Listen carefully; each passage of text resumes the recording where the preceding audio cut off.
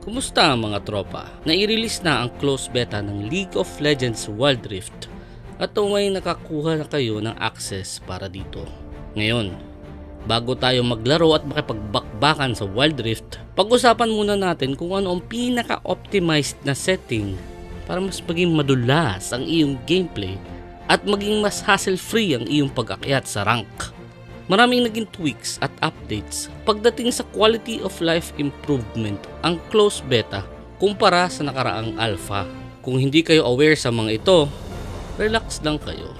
Narito ako para ipaalam ang lahat ng ito sa inyo. Teka, bago natin simulan ang guide na ito, siguraduhin pasok sa minimum requirements ang inyong mga mobile device. Nakadepende din kasi sa mga specs ng inyong phone kung hanggang saan kaya i-improve ang performance at graphic quality ng game na ito.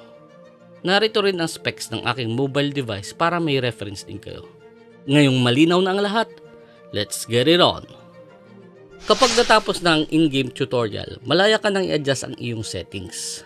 Para mapunta sa settings menu, pindutin lang ang gear icon sa upper right ng iyong screen. So sa general tab, wala namang masyadong kailangang baguhin maliban lang sa in-game chat. By default kasi naka-off ito, kaya kung gusto mong tsumika sa mga tropa mo, kailangan mo itong i-enable. Pagdating naman sa graphics tab, ang tip ko na unang-una mong gawin ay i-adjust ang FPS to 60 frames per second. Ang ibig sabihin lang nito, mas magiging swabe at madulas ang gameplay mo. Ang downside nga lang, mas mabilis mag-init at madrain ang battery mo. Pero kung may katabi ka namang charger, worth it naman ito. Meron din tayong mga preset pagdating sa graphic quality, namely performance, balanced, high definition at ultra high definition. Meron din namang custom kung gusto mo ng mga specific na adjustments na bagay sa'yo. Kung medyo naglalag ka sa mga games mo, subukan mong ilipat ang graphic quality sa performance mode. Huwag kayong mag-alala, kahit naka-low ang settings mo, maganda pa din ang graphics ito, kaya huwag kang mag-aalinlangang ipagpalit ang quality sa performance. Sabi nga nila, mas okay na yung sakto lang pero mabilis kaysa maganda pero mabagal. Punta naman tayo sa control settings kung saan nandito ang karamihan ng quality of life improvements na pwede mong i-apply sa iyong gameplay. Unang-una, pwede mong i-activate ang portrait lock. Lalabas ang mga mukha ng mga kalaban mong champion kung malapit sila sa iyo. At pwede mo pindutin ang mga ito para mag-lock ang iyong mga atake sa nasabing champion. Isang magandang bonus sa option na ito ay malalaman mo kung merong malapit na champion sa paligid mo.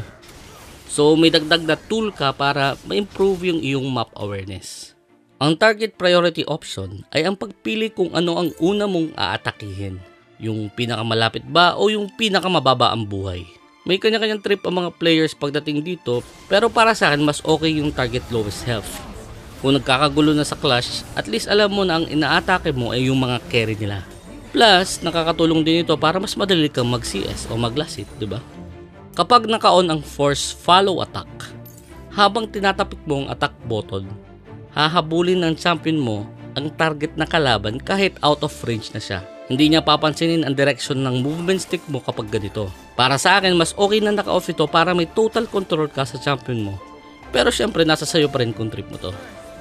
Ang ibig sabihin lang ng dash in move direction, kapag tinap mo yung flash o mga ibang abilities na may dash, kung saan ka nakaharap, dun ka pupunta. Magandang adjustment ito lalo na sa mga split second na laban kung kailangan mong tumakas o mag-initiate. So, approve tong settings na to. Ngayon, may tatlong settings na sobrang lupit pagdating sa camera ng iyong gameplay. Ang payo ko sa inyo, i-activate nyo itong lahat para mas maging effective ang paggamit nyo ng mga abilities. Meron tayong aim panning, semi-lock camera, at ability minicam. Sa aim panning, kapag tumutok ka ng ability na lagpas sa iyong field of view o yung hindi mo nakikita sa iyong screen, automatic na pipihit ang camera papunta sa direksyon ng iyong tutok. Magandang feature ito lalo na kung mahilig ka sa mga champions na maraming skill shot tulad ni Lux or ni Ezreal, diba? Ang semi-lock camera naman ay nagbibigay sa iyo ng option na palitan ang resting position ng iyong camera. Ibig sabihin kung nasan yung karakter mo, pwede mo i-adjust yung screen. Kung isa kang marksman o mage, mas trip mo na mas malayo yung nakikita mo sa iyong unahan para mas makapag-kite ka na maayos. Tapos pwede mong itap yung camera button para bumalik ka sa default na pwesto. Kung may mga global at super long range abilities ka naman, matitripan mo yung ability minicam. May lalabas na maliit na screen na window para makita mo kung tatama ba o hindi yung mga skills mo. Ang isang tip ko pa na pwede nyo subukan ay ang paggamit ng minimap auto pathing. Kung tamad ka maglakad kagaya ko, itap mo lang sa minimap kung saan mo gustong pumunta at maglalakad ng kusa ang champion mo doon. Isang importanteng setting din para mas maging swak sa playstyle mo ang controls ng Wild Rift ay ang pag-customize ng mga layout button. May mga preset na pwestuhan ng mga UI elements sa screen, pero ang maganda sa settings na ito, pwede mo ilipat mismo ang pwesto ng mga elements na ito sa eksaktong lokasyon na gusto mo.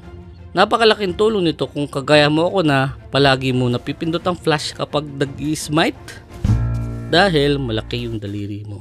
Bonus tip, gumamit kayo ng game space o mga app na kagaya nito para ma-optimize ang inyong paglalaro. Maaari mo iangat ang performance ng iyong mobile device at pwede mo ring i-block ang mga notifications para wala kang istorbo sa iyong paglalaro. So ayun mga tropa, ang mga ito ay mga basic settings lang para mas maging madali sa inyo ang paglalaro ng Wild Rift. Paalala lang, ang bawat player ay may kanya-kanyang mga trip pagdating sa mga settings na ito, kaya walang iisang settings ang talagang pinakatama. Kapain ang settings na babagay sa iyo sa pamamagitan ng trial and error. At kapag nahanap mo na yung saktong-sakto para sa iyo, maaari ka nang makipagbakbakan ng buong lakas. Maraming salamat sa pagsubaybay at magkita-kita tayo sa Wild Rift. Reign Supreme.